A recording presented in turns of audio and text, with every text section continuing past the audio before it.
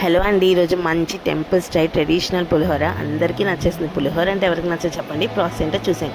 పల్లీలు, జీడిపప్పు, పచ్చిశనగపప్పు, మినప్పప్పు, ఆవాలు, జీలకర్ర అండ్ ఎండుమిర్చి ఇవన్నీ ఆయిల్ కాగిన తర్వాత దానిలో వేసుకొని మంచిగా ఫ్రై చేసుకోవాలి. దానిలోనే కొంచెం అల్లం అండ్ పసుపు వేసుకొని ఆ పోపు అంతా ఫ్రై చేసుకొని అన్నంలో వేసేసుకోవాలి. అదే ప్యాన్లో చింతపండు గుజ్జు వేసుకొని దానిలోనే కొంచెం సాల్ట్, పసుపు అండ్ బెల్లం, నెక్స్ట్ పచ్చిమిర్చి అండ్ కరివేపాకు వేసుకొని మంచిగా మిక్స్ చేసుకోవాలి. ఈ పోపు అండ్ రైస్లో కూడా కొంచెం కరివేపాకు అండ్ ఉప్పు వేసుకోవాలి. గుర్తుపెట్టుకోండి, ఉప్పు మనం రైస్లో వేసుకున్నాం అండ్ కొంచెం చింతపండులో కూడా వేసుకొని ఆ చింతపండు ఉడికేలోపు ఈ పోపు అంతా రైస్లో కలిపేసుకున్న తర్వాత ఆ పోపు కూడా మధ్యలో కలుపుకుంటూ దగ్గర పడే వరకు ఉడికించుకోవాలి.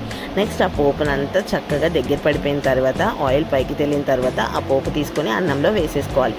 అన్నంలో వేసుకొని మంచిగా మిక్స్ చేసుకోవాలి. ఇప్పుడు వస్తుందండి అసలు మెయిన్ ఇంగ్రీడియంట్ ఏంటంటే ఈ పప్పులు ఫ్రై చేసుకోవాలి. ఈ పొడి వేస్తేనే దాని టేస్టే వేరు. దానిలో ఆవాలు, జీలకర్ర, పచ్చిశనగపప్పు, మిరియాలు, మెంతులు అండ్ మీకు నచ్చితే నువ్వులు కూడా వేసుకోవచ్చు. నేనైతే వేయలేదు.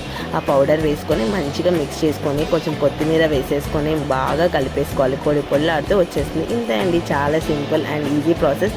ఈ పొడి వేస్తే ఖచ్చితంగా చాలా బాగుంటుంది. ట్రెడిషనల్ స్టైల్ పులిహోర అంటే ఇదే అండి, ట్రై చేసే